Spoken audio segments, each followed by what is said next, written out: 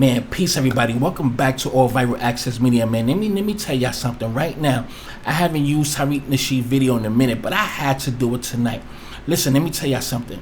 This video is not about anything being racist or anything. But far as this Charlie Kirk situation, it validates our point to that white people don't never want to take accountability for anything that they do wrong, anything, any of their martyrs, they racist heroes, and so forth and so on. And I like to personally, I like to hold white people to the standard that they portray themselves to be, that they are smarter than everybody and most definitely smarter than black people. So I like to hold y'all to that standard, because normally what happens when you have certain dialogue with most of them or some of them, they it shows that they elevator don't go to the top. Now I'm not saying all of them, but see, they don't even have the basics of the fundamentals of a situation to expound upon. They just say something and run away from their point instead of giving it context or elaborating. For one example, we talking about Charlie Kirk. He told it how it is. He spoke his truth. He's a man of God. We compare him to Malcolm X. Martin Luther King, so for so on, and say, well, he's not racist, and we give them points and quotes of his own quotes that he racist. They will go to the denial syndrome. They would deny it and be like, well, I haven't researched that. I didn't hear anything. Well, they become clueless. But they know he was a man who spoke his truth. So you telling me, if you know that he spoke his truth, give me an example of his truth that he spoke. They can't elaborate. They like to make a talking point and just run away from their point instead of to face what they're saying, to give it context. Y'all understand what I'm saying? We're going to get right into it. I'm not going to hold you. Please make sure y'all like, share, subscribe. Let's get right to it. Just listen. Just listen. Woo, Lord have mercy. I was just teaching the family about how whiteness is now a secret society. No, I'm not white. What? No. It's like you got to knock on the door 3 times, and you know, I'm a mutt. I don't know. Okay, you're white. You're white. You're white. You're white. Okay. Okay, define what white means, and is that some kind of disease? Am I to be crucified or killed or murdered or haunted or stalked because of my so-called skin color? And if you want to know the truth, I was raised by Native Americans. So I'm Lord Jesus. Jesus. We have got to the point where literally anybody can build a fully working app without knowing how to code. This is base for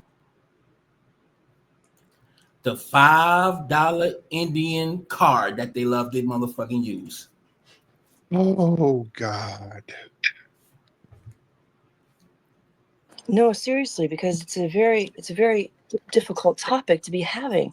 It's like these people thrive, and I don't mean to say these people because there's no specific race or whatever. There's just like this, there's like, if I can say, hatred that people thrive on. And there's a verse from the Bible. I can't remember the name. It's from Revolutions or something. But oh God, like when you talk about Martin Luther King, I think that Charlie Kirk was a man, plain and simple. He was a father. He had children. And when people are protesting that murder is a victory, I mean, come on.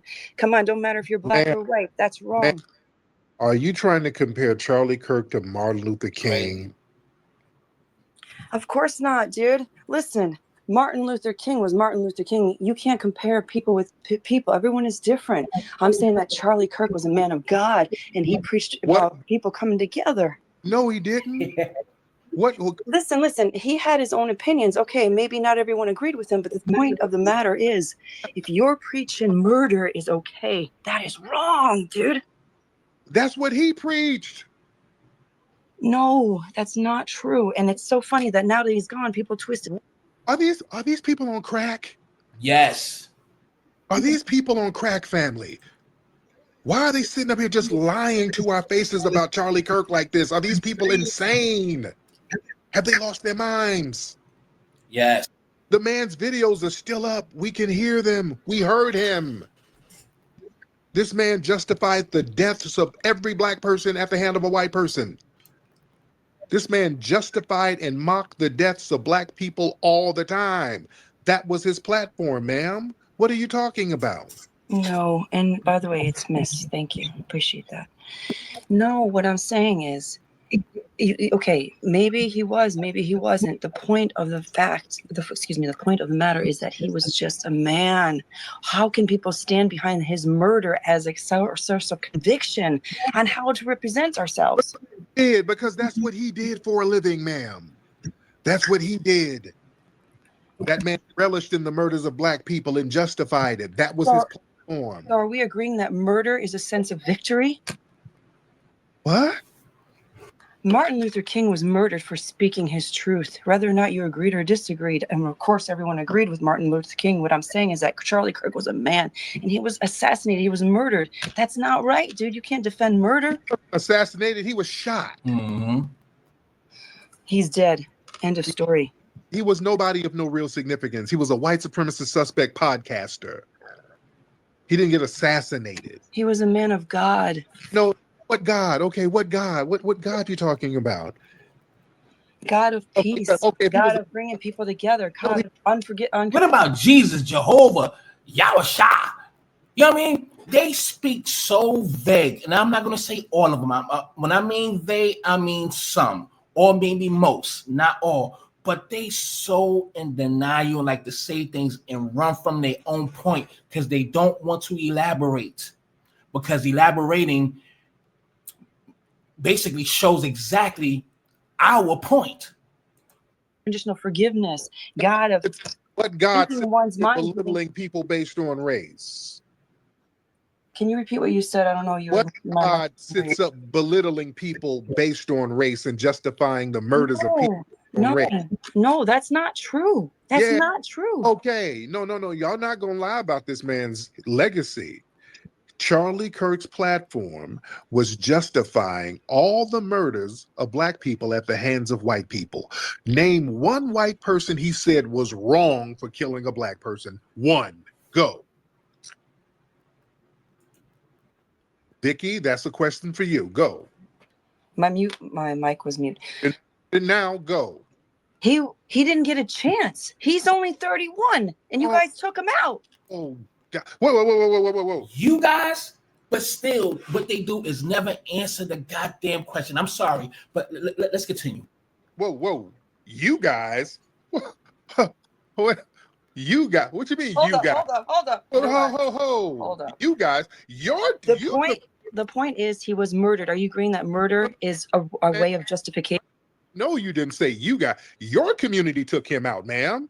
He was shot by a fellow suspected white supremacist, ma'am. What are you talking? It's not. Huh?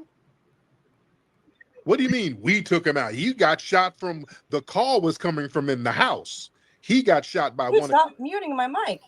You're not muted. We hear you. Okay, so listen. My point is. No, what do you mean you got? No. Okay, I take that back. Please don't make a mountain out of a molehill. The point is he was murdered. He was murdered. His life is no longer. It doesn't matter if it was him or anyone else. And it's not about guns. It's about people pulling the trigger. If they have hate in their heart, dude, that's not a way to live life. I don't care if you're black or white. Do you not agree? Yeah, he didn't agree because he justified all the killings. Okay, fine. If you feel that. Mad that people have the same energy he has. Why are you upset with that? You want to praise him, but then diminish the people who have his same energy. What kind of stuff is that? People are giving him the same energy. I'm more scholarly with it. Because he was out there doing something. And we're not praising him. We're simply justifying that he was a man like you. You're a man out here preaching right now. What's wrong? No one's going to go try and shoot you. Because you're speaking your piece and you're trying to pull people together and hold your point of. What lie is that? Who was he pulling together, ma'am? Exactly. Y'all keep lying and won't elaborate. Right. Who was he trying to pull together? He was dividing people based on race. Who is he pulling together? He was all about stay away. If you see a black pilot, stay away. If Boom Quisha is ghetto, she's customer service. Oh, get off the phone. If you see blacks, stay away. Where's all of this?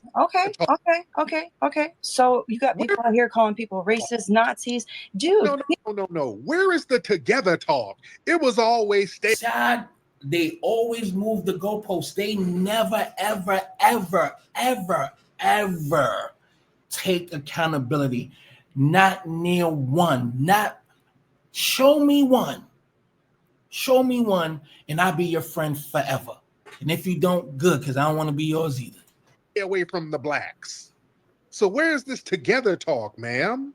That's you and I right now trying to come together. That ain't based on him.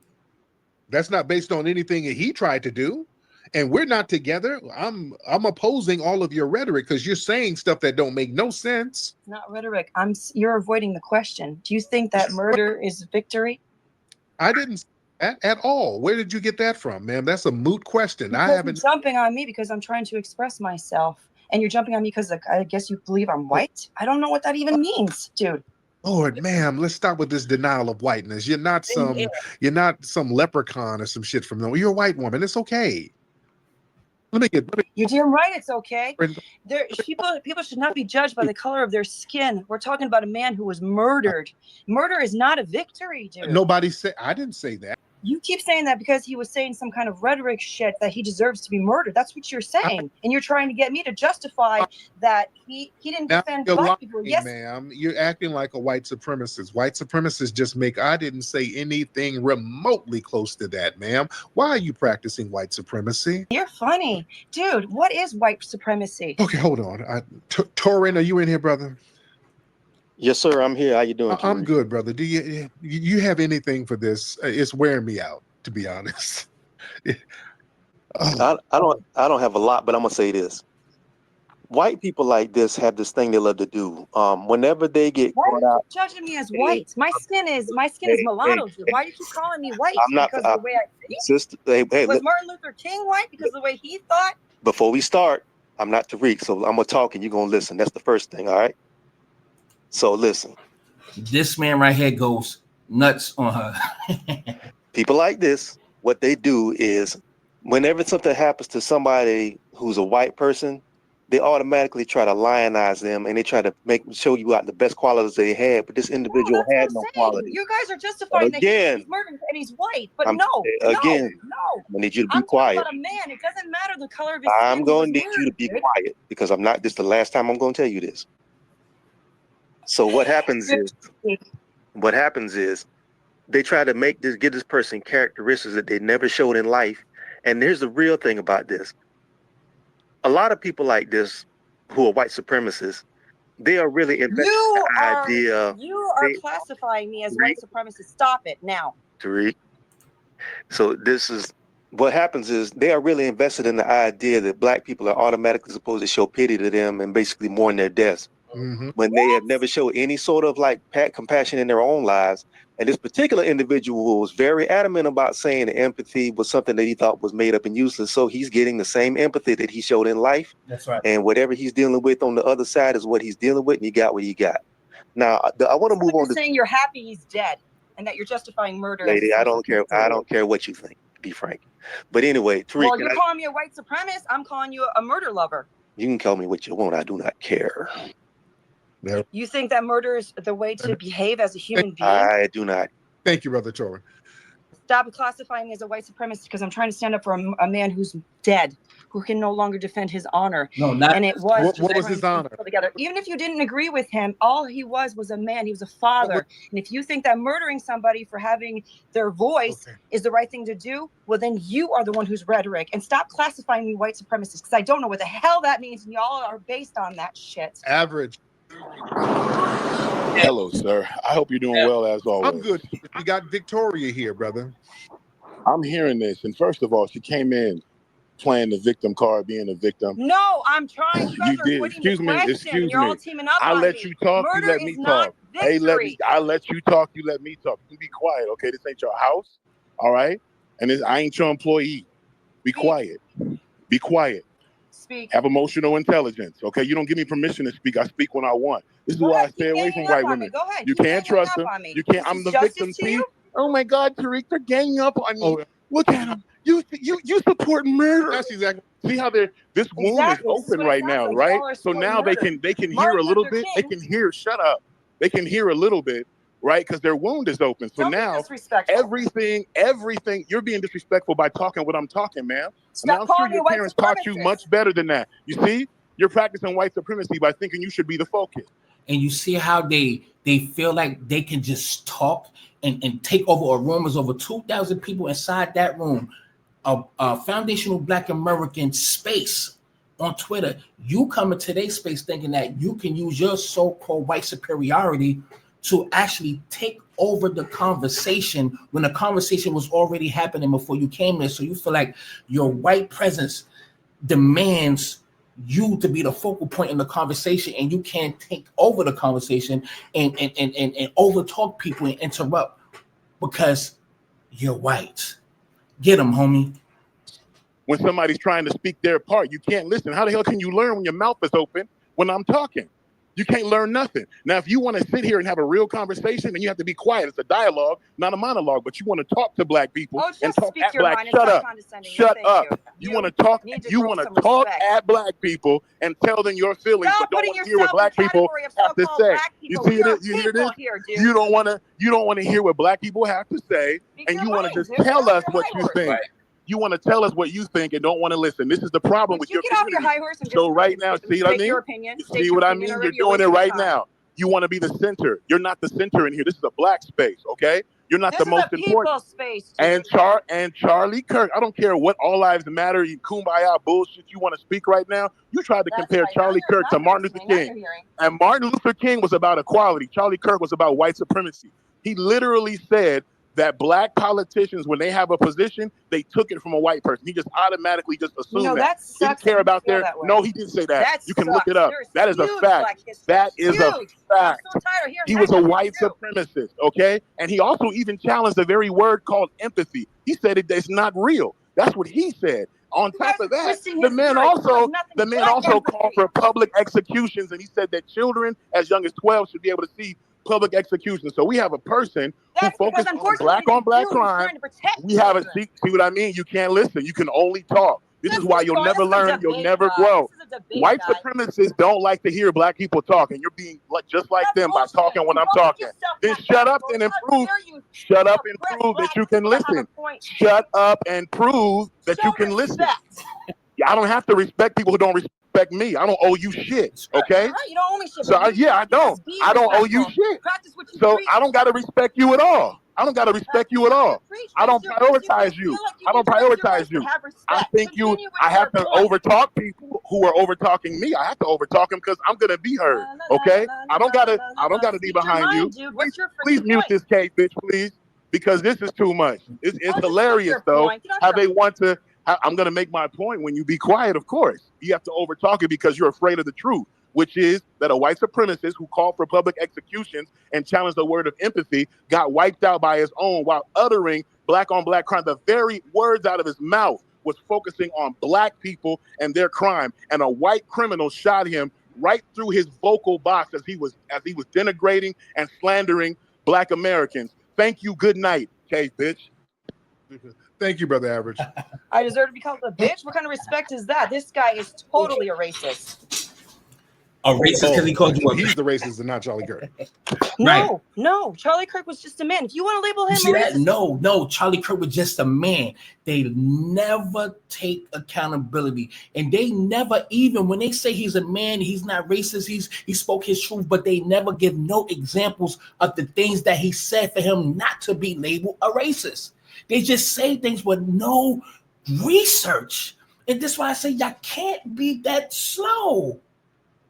This is why I like to hold them to the standard that they feel that they are. They're smarter than everybody.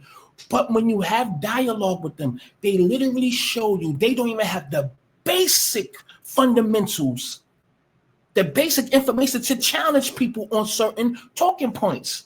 I'm not saying all of them. Some do have good talking points, but still get defeated from knowing his main principle. It was about upholding white supremacy and their talking points, because they need people for generations to come. As we even close, because I don't want to play all of it, and I know I if I'm like chopping up, please forgive me. I don't know what's going on, but I'm going to end it right here. Let me end it here. Let me end it right here. Listen. This is why I'm telling y'all, go get this book. This is a fucking good read. Check it out, please. For those who want to listen. For those who just leave, that's on you, and I can care less, to be honest. But this is for the ones who want to listen. This is a beautiful, great book. Chapter 2, The Making of a Modern Martyr. Check it out, man. It breaks everything down as far as this whole thing with the Charlie Kirk situation. Everything. Check it out. Every political era builds its own legends. In the 21st century, conservative media has mastered the craft of transforming polarizing personalities into heroes and victims at once, a process that turns controversy into currency. Charlie Kirk's career is a prime case study in how that alchemy works. Please listen, y'all. Please listen. The ecosystem of amplification. Now, Kirk did not rise in a vacuum. By the time he founded Turning Point USA in 2012, a ready-made ecosystem of talk radio hosts, Rush Limbaugh, so for someone, cable pundits, and social media influencers was primed to spotlight a new conservative provocateur. Outrage was the business model, and Kirk delivered it in quick, camera-ready bursts. A single tweet questioning affirmative action could guarantee hours of free airtime because he's speaking their talking points. A viral video from a college campus could draw fundraising dollars overnight. They funded him. That old man, whatever his name is, just invested millions in this guy. This dynamic is not unique to the right, but it has especially powerful there. But it has been especially powerful there. Conservative donors seeking the next generation of culture warriors saw in Kirk a youthful face for an older ideology, because he can speak to the young, up and coming, still sponges, college students that's still seeking information, so he can manipulate, and I'm going to use that word, to be indoctrinated in that older ideology. But let's continue. Think tanks offer platforms. Political operatives offer introductions to mega donors. Fox News opened the green room doors. Each appearance fed the next. Victimhood as strategy. What gives this machinery its special force is its ability to recast aggressive rhetoric as self-defense. I hope y'all letting everything sink in. When Kirk dismisses systemic racism as a myth or derides the civil rights movement as a government overreach, the backlash is immediate. And that is the point. Criticism from civil rights leaders and Black scholars becomes evidence to his followers that he is bravely telling it like it is. You see that? Telling it like it is. That's what they see. He's speaking his truth, man. He's telling it like it is, man. He's one of us, man. The pattern is predictable. Provoked, receive condemnation. Claim persecution. Repeat. All of that's on repeat. It's a formula that they have, y'all. It's a formula, and they have to keep white supremacy here for the next 100 years. Okay? This formula mirrors an older pattern in American politics. In the 60s, segregationists, politicians routinely paint themselves as victims of outside agitators. Whenever federal authorities enforce desegregation, today, the rhetoric has shifted from states' rights to free speech. That's what they like to use. Only free speech applies to them. We giving His death, not his assassination, we giving him that same energy because he gave Trayvon Martin, Tamir Rice, Sandra Bland, Breonna Taylor that energy. But when we give free speech, we got the kid at the college campus who did the mimicking or acting as if he get hit in the neck. He got expelled. Certain people's got fired from their jobs because of free speech. It only applies to them. But anyway, excuse me. But the underlying dynamic, casting the dominant group as the oppressed, one remains intact. Check it out. Manufacturing martyrs. The conservative movement's hungers for martyrs is not accidental. In an age when Americans no longer see themselves as an embattled majority because they lose the numbers, symbolic persecution becomes a glue for coalition building. His death is bringing the nations together. See how many people came to that football field in Arizona? And you see the people on the at that base, the football field, the people on the bleachers and then cheerleaders, they doing the hell salute, the Nazi signal with their hand. See that? You know what I mean? Symbolic persecution becomes a glue for coalition building. Kirk's clashes with college protesters or his bans for certain campus events are presented not as the rough and tumble of free disclosure, but as proof of a coordinated plot to silence conservatives.